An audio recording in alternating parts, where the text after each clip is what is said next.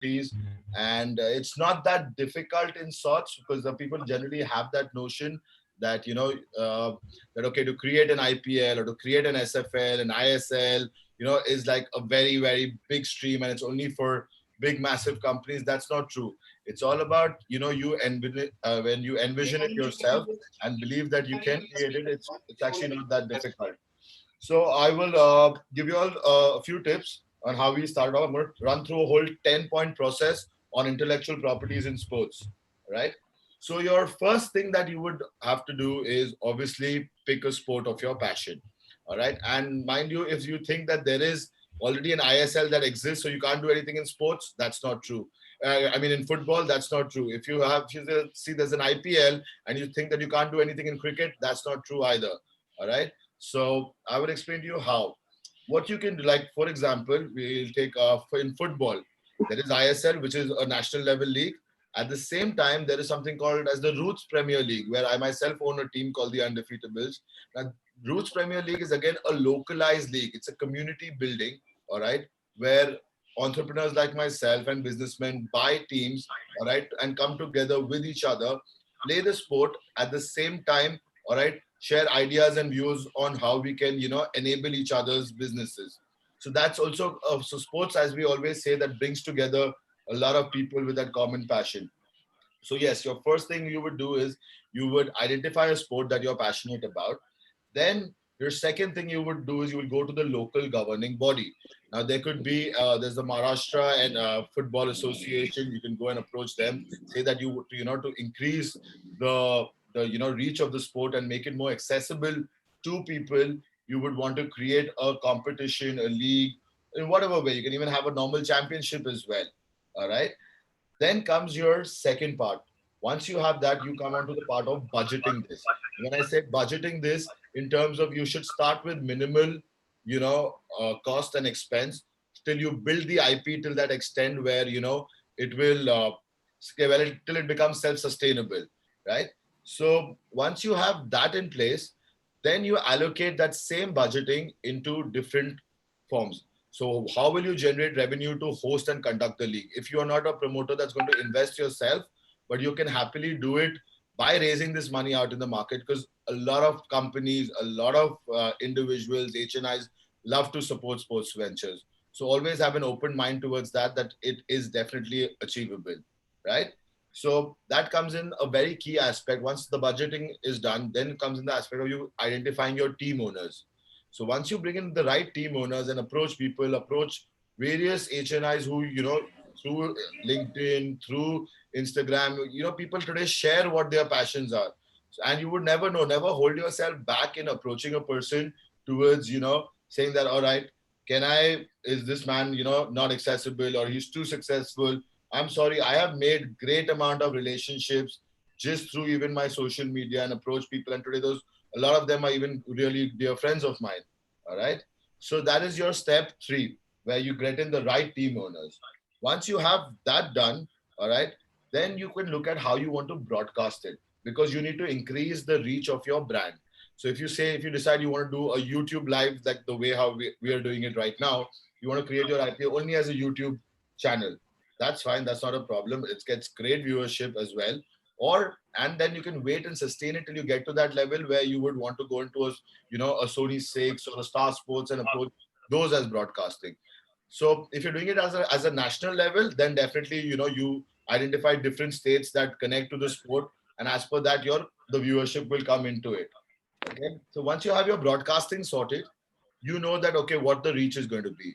So on the basis of that, you build your sponsorship decks where you start approaching the target audience. Now, who are your players who are playing the league? It could be the target audience for various brands. All right. Whether it's FMCG, whether it's personal hygiene, whether it's, health, like all these, you have your Spartans to, all of these various companies would definitely come at educational institutes.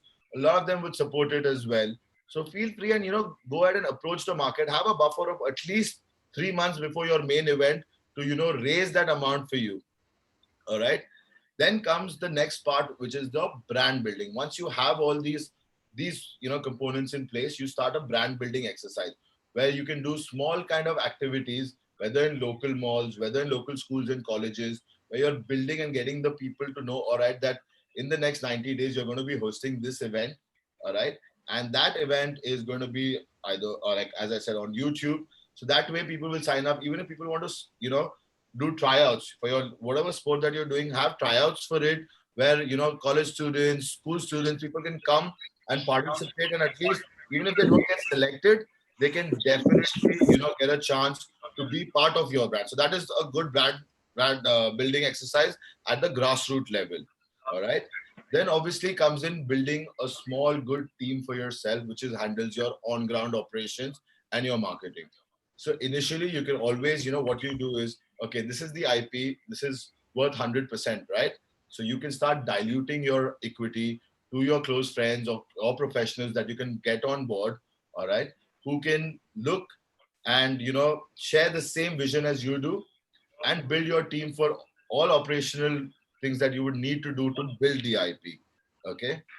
Then a lot of us, again feel that how do you even further grow the reach of this brand? Now, I did that in Super Fight League, Super Boxing League, or Premier Futsal, or X1 for that matter. What we always believe is the fan base, all right, of not just the sport, but also of individuals plays a very, very good key component in it. All right. So that key component would be getting celebrities involved. All right. And I know, at least I'm saying this very openly, not because all these celebrities are just friends of mine. They're not just friends of mine. I have also met them in the course of my career through work. All right. And they are very supportive. All right. If somebody like an Arjun Kapoor loves to support football, Ranbir Kapoor loves to support football, try and reach out to them. They are not, it's not that nobody's, inaccessible. So always have an open mind towards that. So by them promoting your brand or your league, all right, will increase your viewership, at the same time the reach of what you are trying to create. All right. So then comes about your local fan base. Your local fan base. Now, each team will obviously, there has to be reasons for why a certain team is promoted. Either it could be like where you're doing it area wise, like for example, if you have a national level league, there's a Mumbai team, there's a Pune team, there's a Delhi team, there's a Bangalore team. So obviously, the local fan base is necessary for you to build, correct? And through that viewership that will come into it, is where your numbers will increase and your TRPs increase. So then year after year, for you to sustain this model, all right, becomes easier. But always be very cautious about cost control in every way. In every way, always remain in that way, because I've seen a lot of promoters in various ways getting carried away in this way. See, IPL has today set a great benchmark for all of us, no doubt about that. There was a time in India post IPL, there were 14 leagues in 14 different sports. 14 different sports. Today, only about six of them have managed to survive, like your Pro Kabaddi to ISL. Okay, agreed, they have very strong, big team owners that are backing it. But initially, even a Pro Kabaddi did not get that kind of viewership or that kind of build, overnight. Your talent, the players who are playing your league are the one of the most key things where you need to build them up to become celebrities, and become talk of each and every home. So it's not too difficult to build all of that today. Like, fortunately, for all of us, we have the power of media in our hands through this whole digital process, right? So that is a very, very key thing that one should definitely use for sure. All right. So these are the basic 10 points on how you build a intellectual property, and how you can go out and, build that. And always remember that the sustainability of these intellectual properties always stands on your viewership. So that's a very, very key thing that one should never forget. And try in every way to engage your audience. All right. Like, because cricket, okay, it's always on the edge of the seat kind of a sport. But you can always create that even in every different sport as well. All right. That's the reason where, like how, with like my specialty stands in mixed martial arts. All right. And as you all know, I chair the All India Mixed Martial Arts Association board. So in mixed martial arts is generally, like all of you have seen UFC. UFC is always weight categories, but they are one-on-one fight cards that are created. We were the first league in the world to create MMA into a team sport, where we chose six different categories of weight class, and build teams from each city in that way. So we created a very unique point scoring system that whether if you have a knockout, all right, it's 5 points flat. If you have a submission, it was 3 points. So, it's like how, or if you like, if it's a tie, then it's 1 point. So that's how we basically built this whole, strategy. And fortunately, it grew so big, and now it's, even we've taken it to Saudi Arabia as well. We're very soon going to be launching it in the US as well. So SFL in that way has picked up really well. But a lot of other people have also come in and built IPs around mixed martial arts as one of the fastest growing sports in the world. Like, for example, Matrix Fight Nights that happen it's an initiative by Tiger and Krishna Shroff. And AIMMAA, as a body, we sanction it as a governing body. It's a great initiative for local fighters to build and get that platform. So if you as an entrepreneur are providing a platform for these young talents, you've won half your battle right there and then. So I will take up about 5 questions from anyone regarding sports entrepreneurship and intellectual property building. Does anyone have any questions that they would like to ask? Okay, so anyone has any question, they can put it into the comment box. And till now, we have a list down some of the questions for you. Sure. Now, first question is basically, since you're part of the sports fraternity, my question is, what would be the importance of the live streaming and the gaming post COVID-19? Because most of the events, I think, would be on the digital platform. So how the live streaming and gaming would grow post COVID-19? So basically, if you've seen of late, it's already sports events have already started around the world. If UFC had its first fight night with an empty stadium, there was some football that was telecasted live from Korea with empty stadiums. See, I say this, and I've said this even before in certain interviews. Digitalization of sports is the way forward for sure. There is no two ways about it at all. All right, people now need to try and understand that where they used to spend about 500 to 1,000 rupees as a general ticket, admission into stadiums, but still they wouldn't get to go and, like, if they're watching a match between Bangalore versus Mumbai, they're not going to get on the field and go and say hello to a Virat Kohli or, come and meet a Rohit Sharma, right? It's only basically viewership, but you can sit and do that in the comfort of your homes the way we are having this session today, right? So people need to open out about pay-per-view, all right? Pay-per-view. And I think that is the way forward, where it's okay if you want to see your Mumbai Indians, play against the Kings 11 Punjab, it's all right to pay 150 rupees through your, through these digital platforms. So that is the way forward for sure. Okay, okay. So basically, the live streaming and the gaming would increase only post COVID-19. My next question to you is, since you also is a part of the investment fraternity, you invested in the couple of startups across the industry. Now, most of the participants, those who are recently joined, they have some excellent ideas and they want to work on the same as well. But very few people are lucky to get the Series A funding, Series B funding. Since you're part of the investment fraternity, what would be your advice for the startup? They can get the seed funding for their digital startup. See, digital startup seed funding at this moment is your best opportunity for sure. Because at this moment, I've been like, we have various forums, we have internal groups between us as well, where entrepreneurs, established entrepreneurs and investors, where we discuss various, projects that come across each other. And, if if somebody offers me a project, say healthcare for that matter, I would go across and speak to another, a fellow entrepreneur who's already been in that space. So everyone today is talking about digital investments. That is the right and the way forward.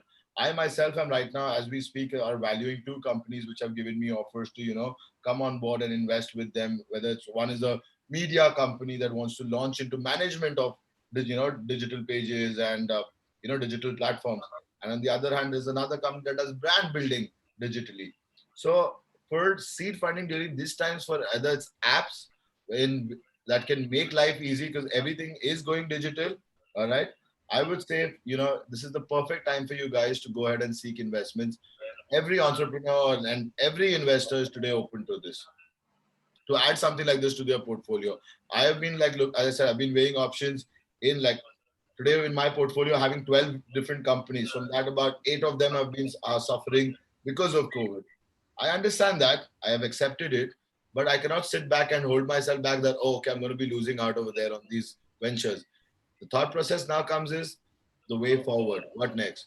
Okay, digitalization is the trend at the moment in every way.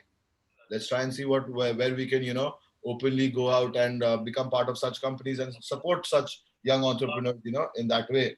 So feel free if any of you have some great ideas. I'm sure Raj will share my email address with all of you all, by the end of this session. And feel free to, reach out, even if I personally don't end up investing in your venture, or if your ticket size is too big for me to afford it, I will definitely do help and assist you guys to get across some really good, great, powerful investors and good funds that I have closely worked with. Okay, great, Avi. I think since you mentioned about the angel investment, Correct. I want to ask you a very specific question. Most of the startup entrepreneurs have this misconception कि investment can be get on the basis of this 15 slides. You share a deck, investors see this 15 slides, and you'll get a $1 million, $5 million. And this is what the misconception that most of the startup entrepreneur has. I know it is wrong. Since you are an investor, kindly clear this myth. Yeah, I'll definitely share this with you guys. So I have actually made, like how I told you all about sports intellectual properties, a 10-step process. So as an investor, I'm going to now tell you that what is the 10-step process that I go through before investing into any, venture. At the same time, what even a general venture capitalist or a angel investor would do. All right. So that notion of just you sending me a 15-pager deck and thinking that you've done, and it doesn't work that way at all, not even one bit. Those days are, because you can beautify anything on paper, but practicality is the essence, right? So you need to understand that, in that, any investor would do his due diligence to the core before entering it. All right. So I'm going to share with you guys the whole 10-step process that we go through. The first thing, obviously, being your product or your concept. Correct. If you know that there is a need and demand for this product, or this concept can change the way how, a certain way how things are done, or your technology can ease the manpower that is needed for, or any kind of human effort towards something. So these are things that, you need to work towards. That be very sure about your core, your the foundation of your business is definitely, your product and your concept. Okay. Then the second thing that I very, very closely look at is the person, the promoter, the founder, the team that is behind what they are proposing to do. Can they accomplish it? What they claim to do? Are they that committed to it? All right.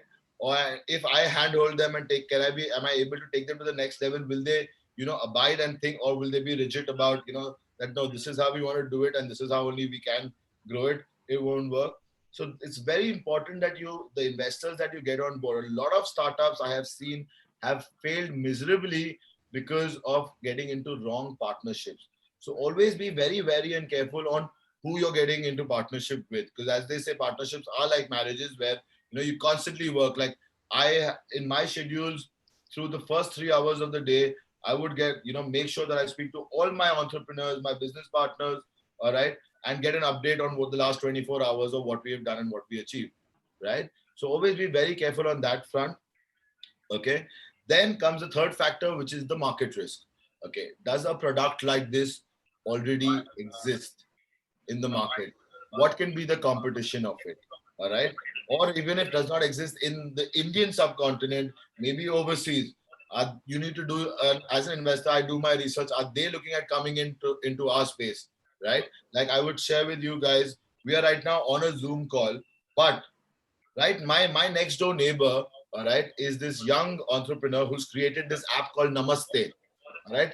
Namaste is doing exceptionally well. The government is using it. It's way more secured. All right. And he just came up with it in 3 days. He lives exactly in the house right next to me. And already his company is today now valued at not less than, I think, at least about 5 million. Something which he came up just 2 months ago before this lockdown. Right. So the potential market risk is always there. There were the Zooms, the house parties, the Google Hangouts. They all these apps for video conferencing is available. All right. But you need to see where you position yourself and what is your exact target audience. All right. So that will be the third step. The fourth step would be obviously the financial model.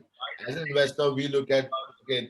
I come across about not less than 50 decks that I closely read in a week. Okay, and through these decks, the financial models, the today's starting point of the financial model will definitely make sense to all of us. But the projections that our entrepreneurs today put out are unreal. Like, where they're seeking today from us anywhere between, say, 25 lakhs to 1 crore. But in the next 3 years, they're going to come back and tell me that my that equity, which is maybe 20-25% of that company, will be valued at 10 million. And when I, actually ask them that, why do you see that kind of accountability, where does those numbers come? So always be very careful about your financial model, because you need to always see that what you are saying and what you are claiming is realistic.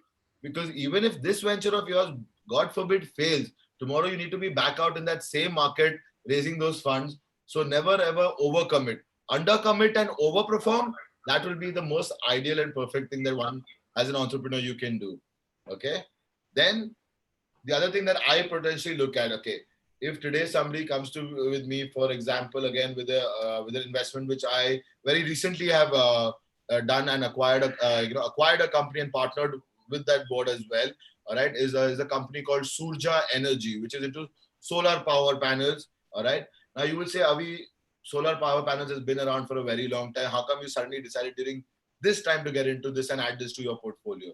Okay, the reason why I would do something like that and add it to my portfolio is because the value that I know I can add to it. So basically, diversification.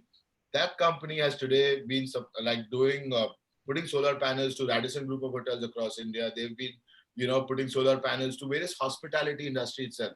That's where they got their niche. Now to take it to the next level, I've invested. I come on their board. I spend one day of my week where I pull those calls for that CEO of that company to go ahead and have those meetings and set it up in different, whether it's the steel industry, all right, rural Maharashtra, places like Wada, Silvassa have got so many steel industries and stainless steel industries where I think these panels, because I have my relationships, these panels can work really well. Or even for that matter, yarns. There's so much growth potential I see in it, but they should be open to diversifying and playing the bigger game. Then again, at the same time, to grow that business, a great model is that today people think, like an industry guy would say, that why should I invest that 20 crores in setting up a solar plant? Okay. But there are a lot of US funds that back that, right, that venture in this way, that to add extra megawatts, where it gets into basically a partnership with the fund and the company, where for the next 10 years, they commit that today, where they are paying 10 rupees per unit for electricity, they will be only paying 4 rupees. That way, the amount of money that they are saving, but they have to commit with for the next 10 years that they will be buying it at this price. So these are ways how you could, how I thought the diversification potential is there in that business. Then the next thing, obviously, that you look in the deck is your marketing and your target audience, of course. So the marketing strategy of the company has to be placed really very right and perfect. Earlier days, people used to think that, what, you have a big launch, get a big celebrity to endorse it, all right, and give out freebies, and that's it. Your brand launch is done. Everybody knows that you're there. I'm sorry, that's a very, very wrong approach. A lot of decks, even till today, I see that, okay, sir, while you coming on board, this value you will add. Sir, we know that you can get at least 30 people from the film industry who've got like so many million followers to just endorse us with just because of your goodwill with them. And sir, we think that definitely we can, grow the brand in this way. I'm sorry, that's a very wrong strategy. Your marketing has to purely be on ground, grassroots level. That should be your strategy with minimum marketing spends. Today, in any business, people think by by if today, when I've seen proposals that come to me, they're asking me for 1 crore, or that 1 crore they want to spend 60 lakhs only on marketing. I'm sorry, that's the wrong approach. You rather work on a 20% model and gradually grow it. All right, because you know what, where again entrepreneurs fail a lot. Very often that happens. Where they fail is where people spend that 60% on marketing, but then they don't have the inventory to back the orders. And when you don't have the inventory, then you'll go back to your investor and say, please finance a purchase order. And that time the investor will say, well, it was part of, where is it should have been balanced out in your initial pitch as seed funding, right? So have your marketing strategy very rightly placed. Then comes the advanced stages of a business where which we potentially always look at. Okay, seed funding is where we as angel investors come in, but then comes your Series A when again the entrepreneur is going to look towards you as as a seed investor, that to connect him to venture capitalists, to connect him to major funds, correct, or even HNIs for that matter for a Series A, and that valuation going building that whole valuation game. So you have to see your own potential, that how when you add value to that company, how can you grow that company for it to reach that. I'm sorry to say this, out of the statistics have been proven where 83% of companies, and I know it's a very huge number, but you all can check it out, it's a statistically proven thing.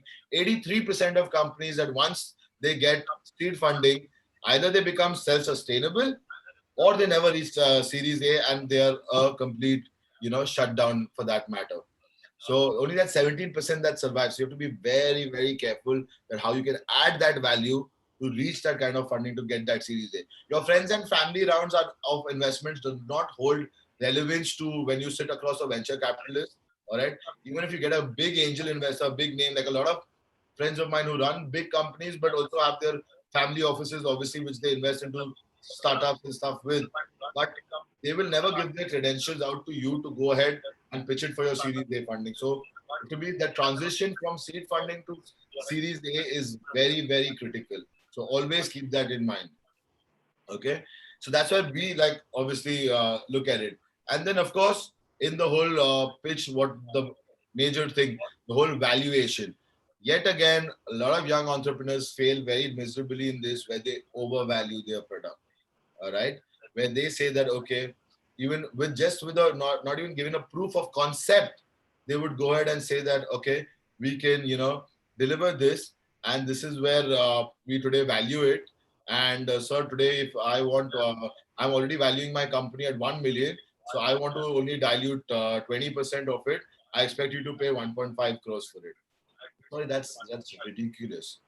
No investor will give you a second minute after that to even pitch whatever you have in mind. So be realistic with your valuations when you propose to angel investors, keeping in mind the market scenarios, keeping in mind the situations that is today we are in a tough spot with COVID, no doubt about that. But even in good fair times as well, where I have had so many really good propositions that have come to me, but the valuations have been like insane without even the right proof of concept.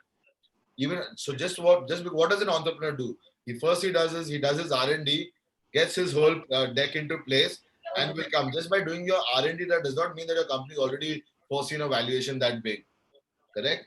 So you need to always have your proof of concept also ready, that why and how do you feel that this is justified for an investor to look at this particular valuation. All right.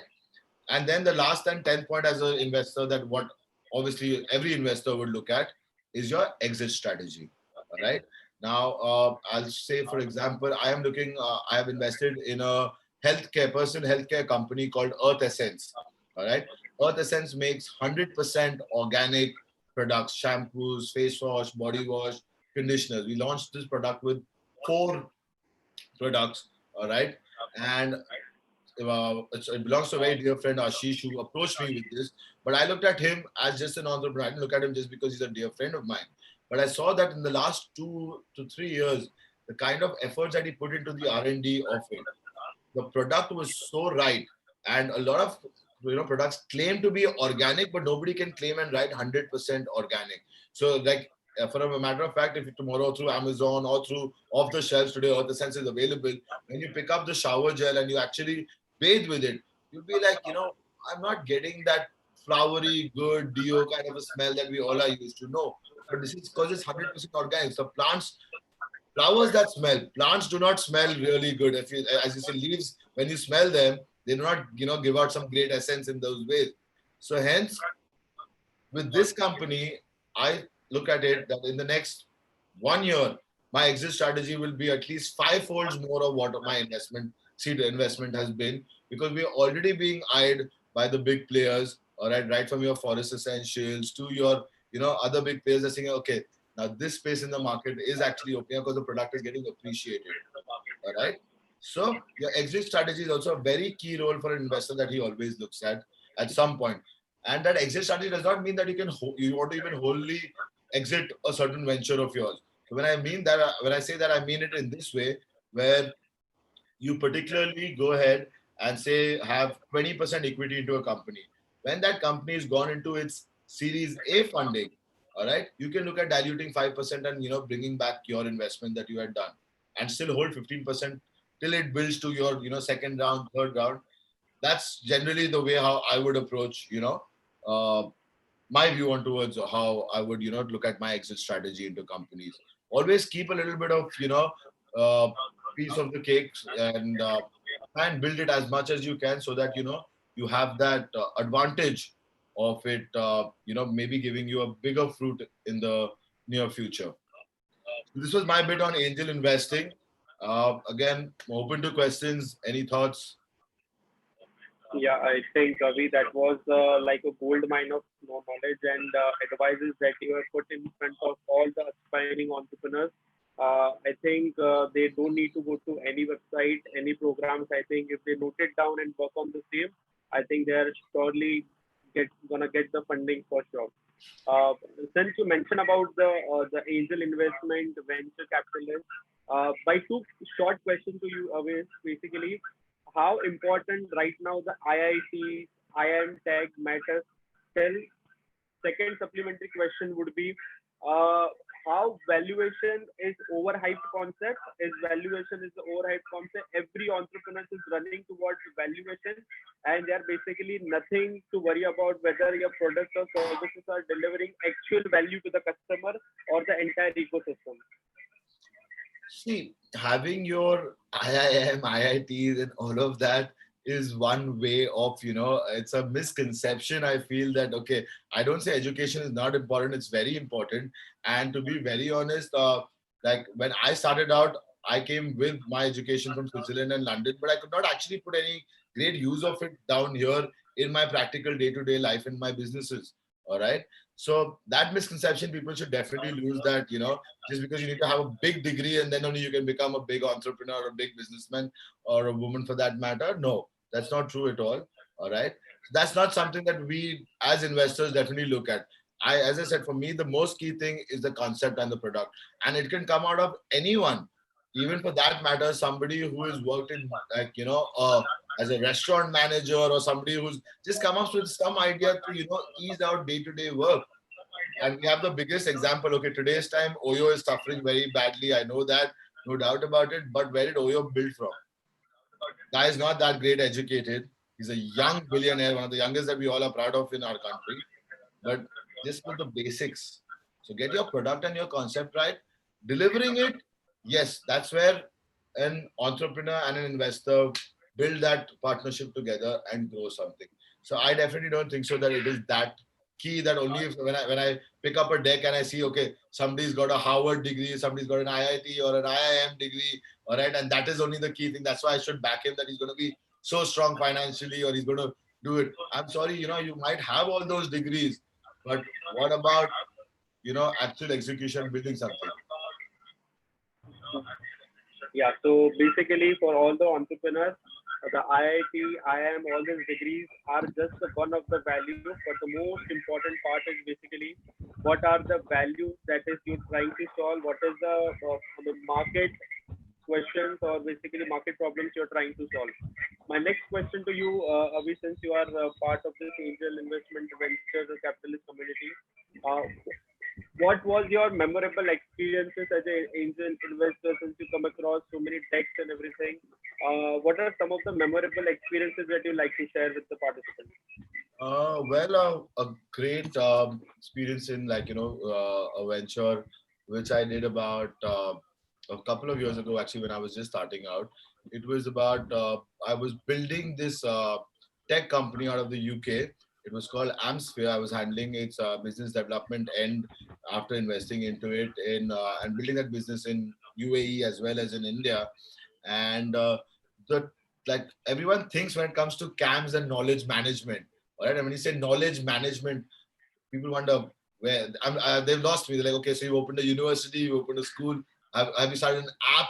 Oh, I've said, no, it's nothing of the sort. Yes, CAMS does have an app to it as well.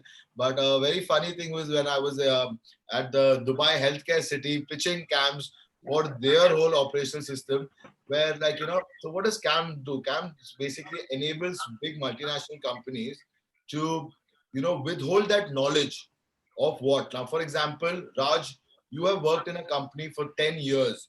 All right. There's an amazing set of skill set that you have to run and do your job the way you're doing it. Okay. But then you should, there are a lot of people who end up thinking that they have an upper hand over the organization. All right. And that they cannot be redundant and they cannot be replaced. So what CAMS does is what you have done in 10 years, it will keep archiving it into the system. All right. So that when you get too demanding, you're replaced, the next person who comes in your place, all right, what you have done in 10 years, CAMS will feed him, like literally handhold him and grow him to do the same within the next 6 months. Okay. So when somebody asks me, how do you actually procure this knowledge and keep saving it? Like, why would that person do it? Do you like, so this was a joke on in the whole fun experience part of it, where somebody actually thought that, we actually put like a whole, like a mind reader on somebody's head and actually suck out all the knowledge. So this is the question I was once asked to me. So it was very hilarious in those ways. Okay, okay, okay. Any other memorable experiences that you'd like to share? Mm. Well, I would always say this, that one should always enjoy and have fun with whatever that they do. If they become complacent or if they just become like monotonous, when your work gets too monotonous, you start losing interest. And I have always been part of projects that like give me that drive, that fire. So like when we did Super Fight League and Super Boxing League, like I literally we done the first two seasons in Delhi at the City Ford Stadium. So first 3 months, like 3 months it takes for us to be there. 15 weeks is when the league runs, and before that, about 3 weeks is when we do the whole groundwork. So while living on just that, it was like a 3 month big party for me. Like though it was a business, I enjoyed it so much, so very well. But the whole attention that you get, the whole experiences of interacting with so many top celebrities that we managed to bring on board, having the after parties, doing all of that, having that whole fun bit of it also. If you don't enjoy your work, you're not going to excel in it. And think about it, why when we created something already in the mixed martial arts space with SFL, why did we go ahead and venture out and create a boxing league as well to add to it? The reason behind it was this, because there's a demand and we created that demand with that hype. So it was a great fun experience, working on sports IPs for sure. Okay, that's very interesting. My last question to you, then we'll take up the participant questions. Since I think you are very close to your father, okay, uh, how your father acted as an inspiration to you while you launched your business journey? So, a lot of people have this misconception that Avi was always given everything on a platter. That's sadly not true. I was Sadly. given, I like any other entrepreneur, like all of you over here. Yes, I did go out and ask my father for seed funding. All right, instead of, and before that, Okay. yeah, and I actually paid him back for it as well. Okay, so that's when I started out Golden Ace Ventures. And my dad played a very critical role because I was initially not too great in my finance, in my funds. As a lot of you who would see on my Instagram and sure all of that, I live a very luxurious lifestyle. But the whole luxury part of my lifestyle is all self-made. Okay, so for me, controlling those funds of mine, even no matter the success after success, touchwood came to me, was where my dad always balanced me out. All right. But I want to make that very clear out to people that I never got into my family construction and real estate business, which was offered to me on a platter, and I could have like nicely, just enjoyed my life and traveled the world and all. I rather turned my business ventures and my passion towards work into a holiday. And today I have acquired a sports car, I've acquired the best watches, all the luxuries. I love flying around the world. I get into private jets and all of that. That high flying life is all self-made, guys. That's something I am proud of myself for. I'm not, I'm a very humble person, but at 32 I feel that today I have managed to at least accomplish that. So your parents are obviously your backbone towards all everything that one wishes to do. But building on your own is that respect that you get in their eyes, Like every morning when I see my father and, that respect he has in my eyes, the way how he would always refer to me, like when he's having a conversation with a third person, and the way how he would refer when he's having a conversation about me, that respect is something which is out of this world. You can never ever, earn that by always being dependent on them, but by being independent. And he's really very proud of, the way how I've built my network, right? And just saying that, I very strongly say, I even tweeted it this morning, your network is your net worth. Exactly. Your network is your net worth. This is the perfect analogy, and that is how he has sum up this thing. Now we'll take up the participant question, Avi. Sure. Before taking up the participant question, since you mentioned about this parents thing and how you basically built up on your own, and most of the people have this misconception, okay, he's living the luxurious life, so he might have basically given the golden spoon. But I think in the same line, even I like to share. I used to stay in Bombay, and I born and brought up in Bombay. I had done my graduation from Nursing College. Everything was there, but because of building on my own, I came up to Indore and started from the scratch with the zero. And today, in the 5 years of struggle, and we finally are awarded Asia's Best Digital Marketing Institute, 15 plus awards, 80 plus news media mention. And I think the thing that you mentioned, in front of your dad, you feel very proud that you achieved something on your own. So whenever now I talk to my dad, he's like, okay, yeah, I'm proud of you. And that's the feeling that you get, that is like amazing, out of the world. I completely agree with you on that, Raj. If like, someday maybe I can digitally take you into my living room and you see my dad is like displayed all my awards all over. All right. The only one I think I have was right over here, the one over there. This was last year at the Icon Awards. I had won Sports Entrepreneur of the Year 2019 at the Icon Awards in Delhi. But apart from that, that proud feeling that, my dad, everyone who would visit home, he would show that, okay, this is the achievements that my son has done. Exactly. Go down to the garage and see, right from the Mercedes to the Porsche to all of it. These are all my sons. I haven't gifted him anything. That feeling is really out of this world, no doubt about it. And you've done really great for yourself as well, Raj. I've been reading before we did this session. I've been going through all the stuff that you have done, and that's definitely commendable. Hopefully, someday we could do business together as well. Yeah, yeah, sure. Once I come to Bombay, we'll surely love to meet up, and I will surely Hundred meet percent, you. 100%. Yeah. Now we'll take up the participants' question, Avi. Now, one of the participants, he has asked, uh, he has asked me, please tell us, there are startup company, how he has started his company, now how he has entered into the sport. So basically, want to know how you started the Golden Venture Company and how you enter into the sports. Okay. So, I basically started Golden Age Ventures as a small, I mean, it still stands as an LLP. All right. It was a limited liability partnership between me and my father.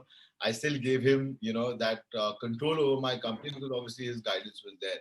Right. So I did a lot of study and research. Or that was the time when I started this company out. It was more about, the whole software age had come in, and Amsphere was one of those companies that I looked at and, wanted to build out of the UK. And once I, got done with that, Amsphere was bought out by Xerox World. And it was a great, exit for a lot of, good people. And I got to meet the board of Amsphere was, chaired by Lord Ian Valence. So that was a great exposure for me. So when I got back to India, as I earlier said, a very dear friend of mine, Mr. Bilhar Dosanjh, who's the founder of Super Fight League. I had met him through my, through networking and through common friends we had met. And he's like, Avi, I want to, that time Super Fight League was more of a fight night kind of a model, which also had Raj Kundra and Sanjay Dutt as the part of it. So Bill wanted to rebrand it and restart it. So he approached me and he's like, Avi, would you like to invest? I said, I'm not too sure. Mixed martial arts in India, it's not like your cricket is a religion. So I said, all right, you know what? Let's start this journey in this way. I'll take up certain sweat equity from you. Okay. In return, what he wanted from me, he wanted my network. All right.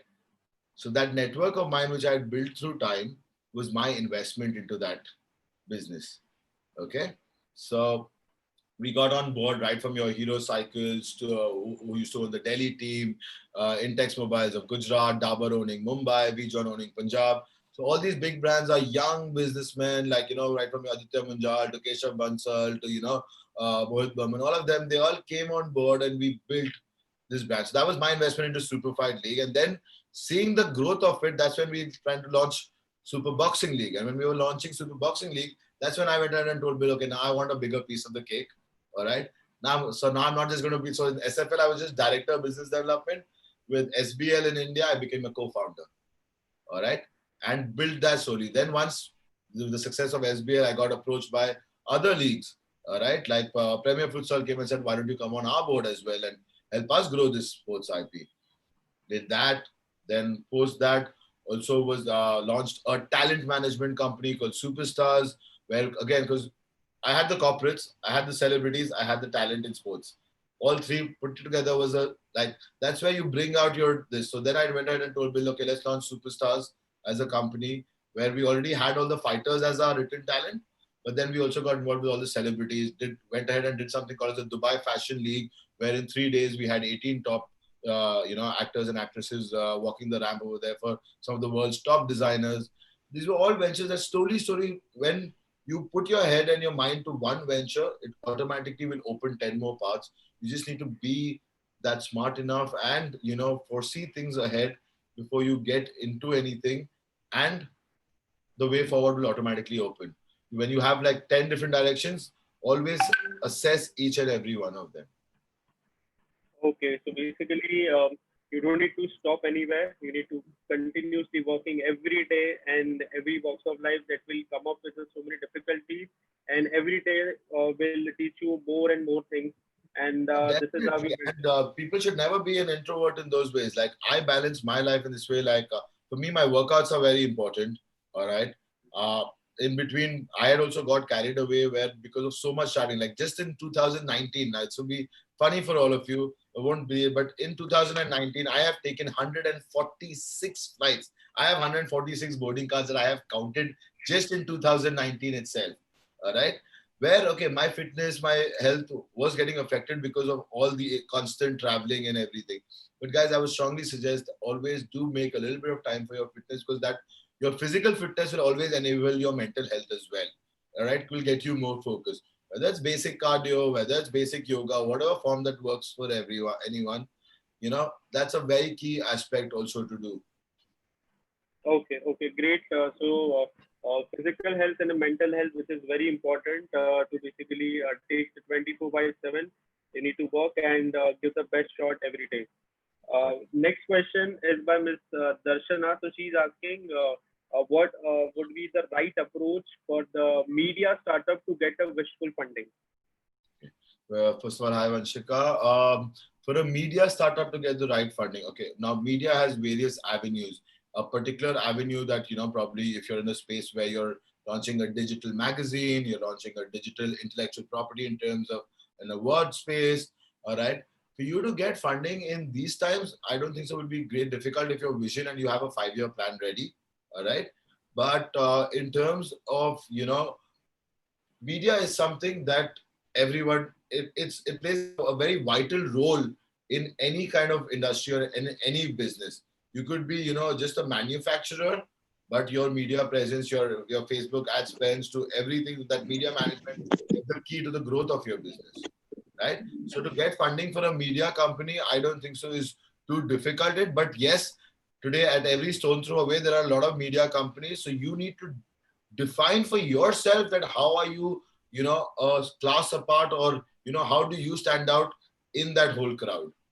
So that's something that an investor would definitely look at. Okay. And that does not necessarily be that okay, you want to come up with a new innovation in the media space. If you can, that's great. But even your hard work and how you envision to position your media company over the next 5 years would also get the fancy of a lot of investors. Okay, so we need to work in the idea part as well. And apart from this idea part, that has to be very unique, that can appeal to the mass audience as well in the long term. So that would be a key to get a media startup very successful in the long term. Next question to you, Avi, is basically on regarding the lockdown. Someone has asked, since he has been mentioned, his name is unknown. I'm asking, he's asking basically in this lockdown who are not working and who don't have a job due to unemployment, what are the things he can do basically to mentally balance himself? Well, I would strongly suggest, first of all, I'm sorry that, during this lockdown that it's had an effect and impact on a lot of people and a lot of families.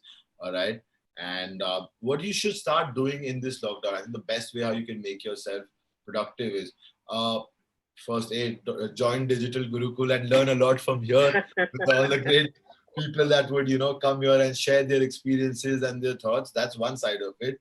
But apart from that, coming back to my punchline, your network is your net worth. So go and make a profile on LinkedIn. Go ahead, start approaching companies, approaching individuals, whether HR departments or whether CEOs. All right, and believe in which space you want to enter into.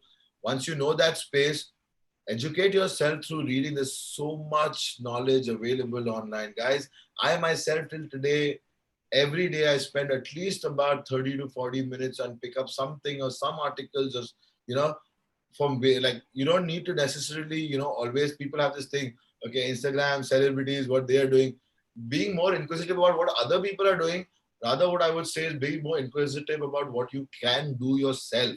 All right, so go ahead, subscribe to Business Standards, subscribe to Forbes. If you want to see what big people are doing, go and learn it from there.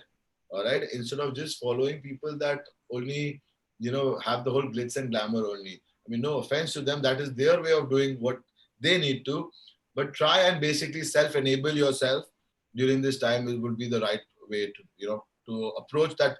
You're strong enough mentally as well as knowledgeable enough that when market scenarios get much better post COVID, that you can come back stronger and a 2.0 version of your own self.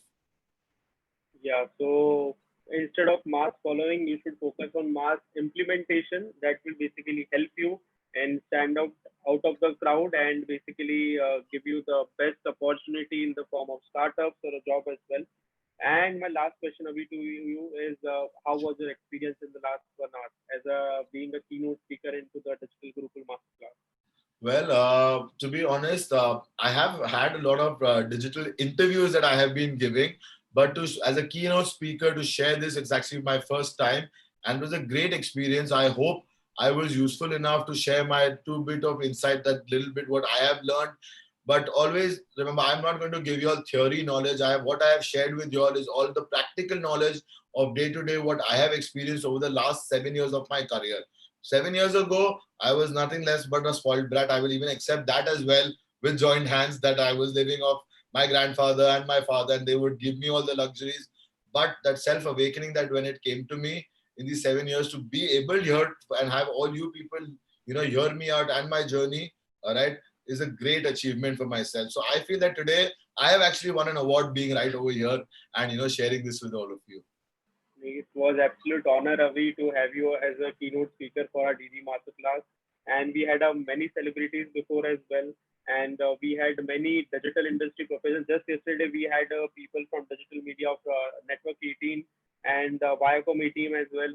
So I think the kind of knowledge that you shared, and I think the USP of the entire session, it was completely based on practicality. You have shared your 7 years of experience. You didn't share any theory aspect of getting the funding. You practically shared the experiences, and that was the key aspect that people are still sticking into the Zoom conference call, and which is very difficult to at least stay for 1 hour. This is my 20th Zoom session, and I can honestly tell you, after half an hour, 50% or 60% of the audience just left. But I think this is the only session people are sticking since I think the start of the session. I thank all of you for that. And as I promised in the starting of this session, guys, just note it down, or you can, get it off. I'm openly saying this. am@goldenaceventures.com is my email address. I am open to any ideas and decks that you all would like to share with me. I am always accessible through my Instagram direct messages. All right, guys. If even as I said, if I can't myself, invest and enable you guys, I will always open paths and try to endorse you guys in every way possible. That's a commitment that I've always made towards fellow entrepreneurs. All right, and so please feel free. Otherwise, you can reach out to Raj, and Raj will also always share things and ideas with me. I'm always open and happy to, work with you guys. So do that. And I'll also like to share, if you all want to know a little bit more of a journey as well of another fellow investor and one of India's top business tycoons.